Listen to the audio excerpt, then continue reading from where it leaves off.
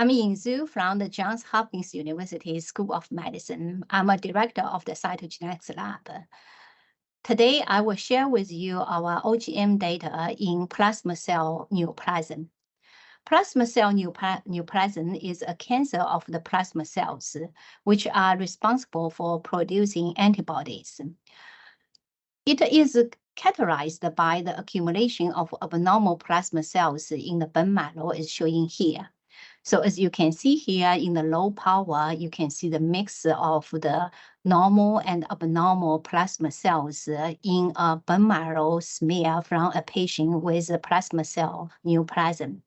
At the high power, you can see this abnormal plasma cells had a blue cytoplasm staining. It's very mimic to the sunny side up eggs. So it occurs in 1 to 4 per 100,000 people per year. So even with advanced treatment, the median survival is 3 to 4 years. Chromosome abnormalities are important in plasma cell neoplasm. So there are different types of the plasma cell neoplasm, from the MGUS with mild phenotype to multiple myeloma to plasma cell leukemia with aggressive disease. So we have the primary genetic events includes hypodiploid or trisomies and IGH translocations.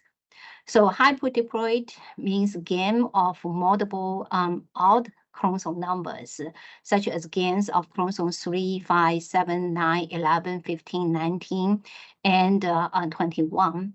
And the IGH translocations include 4 and 14, and 14, 16, 11, 14, 6, 14, and 14, 21.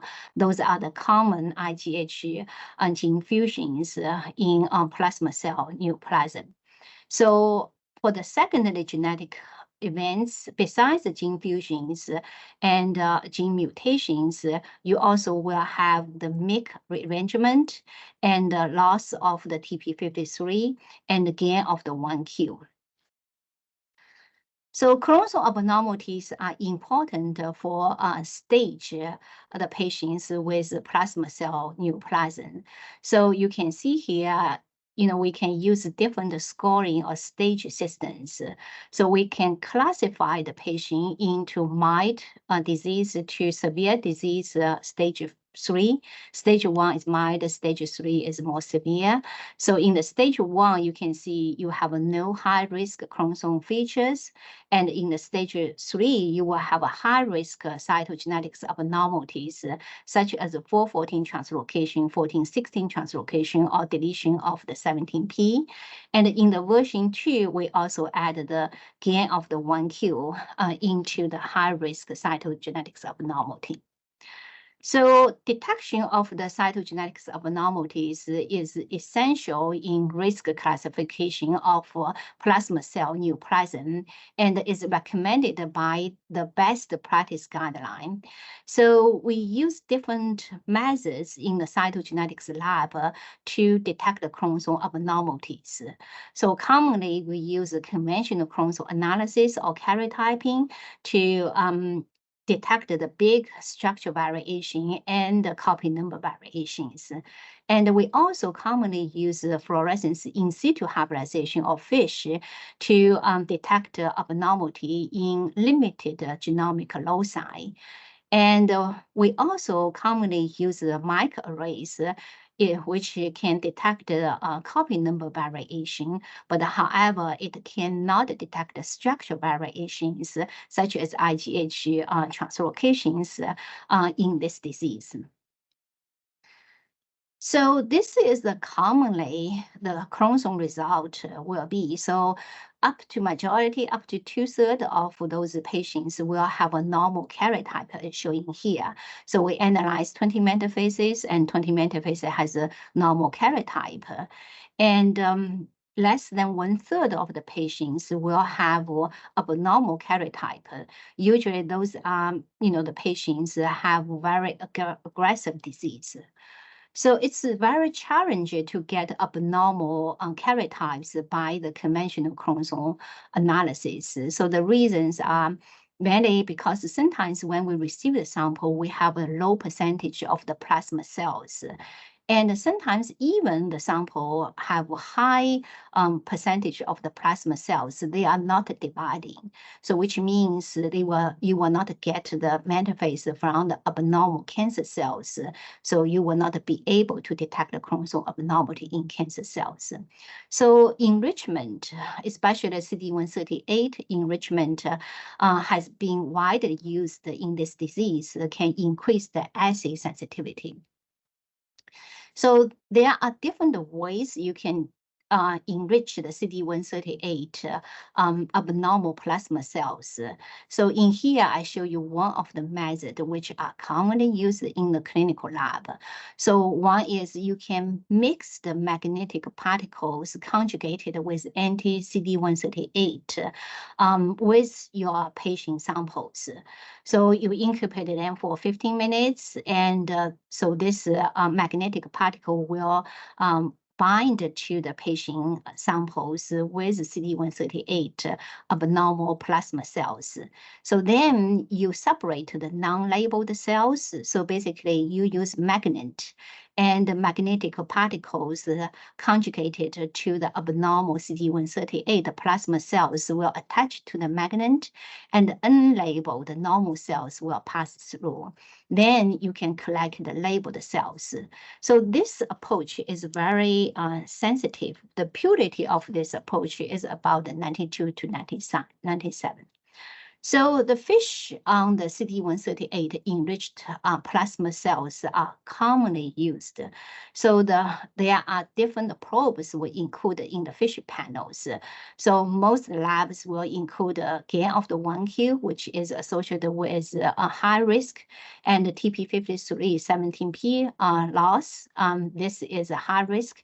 And you will also usually have the IGH break apart fish probe.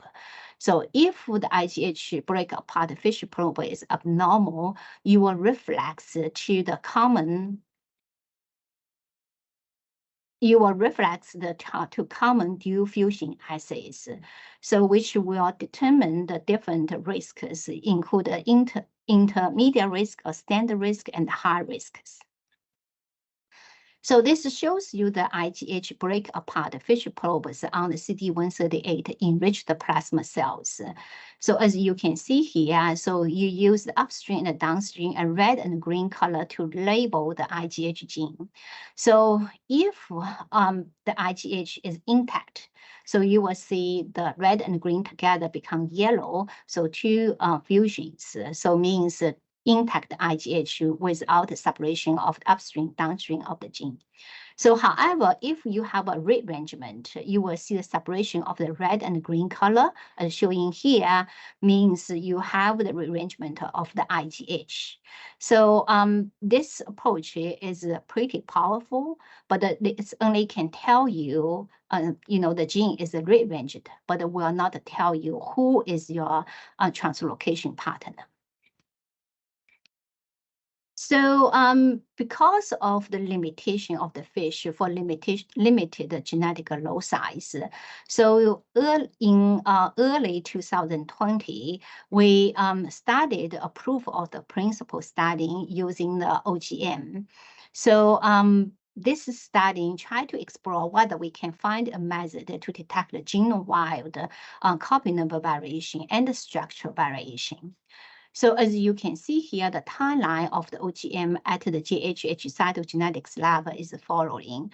So in 2021, we published the paper, and because of the beautiful data of the OGM for the genome-wide approach for the structural variation and the copy number variation, we submitted a proposal to the hospital, and the proposal was approved at the end of the 2021. So in 2022, we went through the legal agreement IRB approval. At the end of the 2022, we got the machine into the lab. And then in 2023, we spent the entire year to validate different projects. So in here, I will show you one of the OGM validation project on the CD138 enriched plasma cells from the patients with plasma cell neoplasm. So the 33 patients and was performed on the CD138 plasma cell enriched cells, and the percentage of the plasma cells in those samples range from the 5 to 46 media is 10% by the surgical morphology. And by the flow, the percentage of the plasma cells are very low. It's a range from the 0.04 to 46 media is 4%. So for this cohort, 10% has abnormal karyotypes by chromosome analysis, and 75 by have abnormal FISH. So among the 151 loci by FISH, so 98% of the result this had the coordinate result between the FISH and the OGM. 3 discoordinate loci had equivocal IGH by FISH and inverted dupe IGH by the OGM, the MYC rearrangement by FISH, and the complicated vast inversion by the OGM, and also the defined the breakpoints of the 1Q gains and the 1P loss by the OGM, and only the small gains by the FISH. So the OGM reviewed more detailed information about the complicated structural rearrangement compared to the FISH. So this is the FISH was positive for the MYC rearrangement, and the nested inversion MYC by the OGM as showing here. So this is a MYC gene here, and the OGM show the surround upstream and downstream of the MYC genes had inverting the duplication. And we can see the FISH break apart. The FISH probe, you labeled upstream and downstream of the MYC gene with red and green. And however, for this case, the MYC gene is intact, although the upstream and the downstream of the MYC genes is rearranged. So OGM managed to review the complicated rearrangement for the MYC. And furthermore, OGM also can determine the translocation patterns, and some of them are associated with poor prognosis, and the majority of them are not covered by the FISH probe or not detected by the FISH probes, such as CCMD 3 IGH fusion and MYC IGH L fusion as shown here. So all of them are associated with favorable prognosis in the patients with plasma cell neoplasm. And the chrono and genesis events means complex chromosomal rearrangement. So in this study, the OGM reviewed 6 cases, about 20% had chrono and genesis events. So as shown here, you can see many changes, and the rearrangement involve the different chromosomes in this case. So the chrono and genesis events has been reported in the patients with plasma cell neoplasm, and has been associated with the poor prognosis. So the genome-wide OGM can reveal the chronogenesis events which will not be detected by the FISH. And furthermore, genome-wide profile of the OGM can reveal the hypodiploid and hypodiploid in the patients with plasma cell neoplasm is showing here. So you can see here, this patient had a gain of all the chromosome numbers, many trisomies, trisomy 3, 5, 9, 11, 15, 18, 19, and 21. And then this patient has a loss of chromosomes, such as a loss of chromosome 4, 6, 13, 15, 16, and Y. And furthermore, you can see the patient also had a deletion of the 17P, including the deletion of the TP53. So this patient had a hypodiploid with TP53 deletion and associated with an aggressive disease course. So OGM because of a genome-wide approach by the OGM revealed variants that are not detected by the fish. So 48% cases with hypodiploid in this study, and 14% cases with hypodiploid and was associated with poor prognosis. And 1/4 of the cases had either IGH or MYC rearrangement. Some of them are associated with poor prognosis, such as MAFA and IGH, MYC, IGL, CCMD3, IGH, etc. So in conclusion, OGM on CD138 plasma cell had an excellent coordinate with fish on CD138 plasma cells. And OGM revealed more clinical relevant genetic abnormalities compared to currently golden standard cytogenetics tests, including karyotype and fish. And OGM revealed the genome-wide structure and copy number variation, which changed the cytogenetics risk classification and further defined the cytogenetics risk classification.